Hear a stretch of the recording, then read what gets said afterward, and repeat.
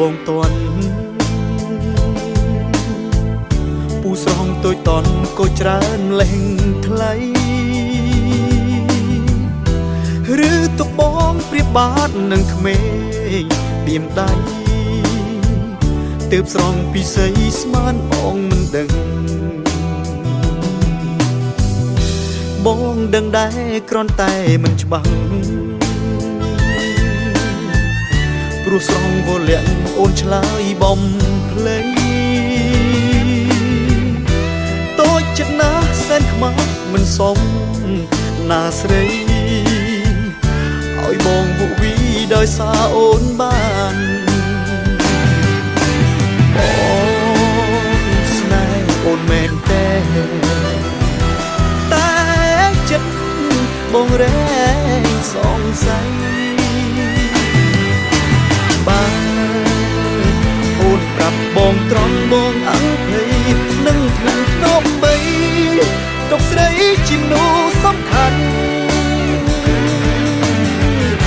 ឆ្លើយមួយម៉ាត់មកណាមានស្ងួន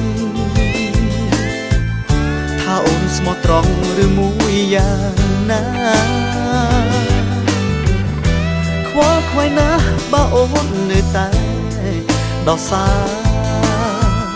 តើធ្វើយ៉ាងណាទើបអូនយល់ចិត្ត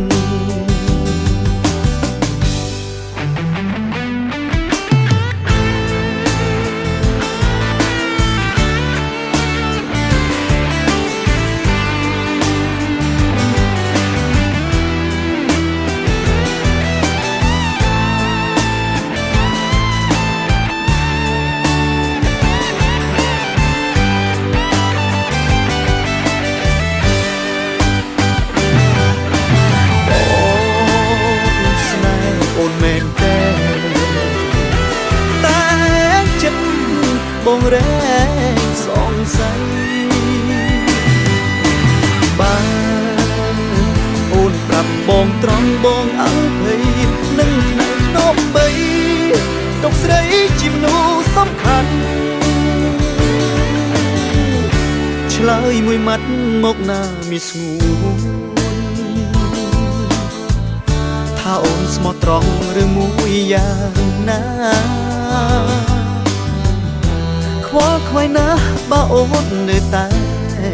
ដោះសារតើធ្វើយ៉ាងណាទើបអូនយល់ចិត្តខ្វល់ខ្វាយណាស់បើអូននៅតែដោះសារតើធ្វើយ៉ាងណាទើបអូនយល់ចិត្ត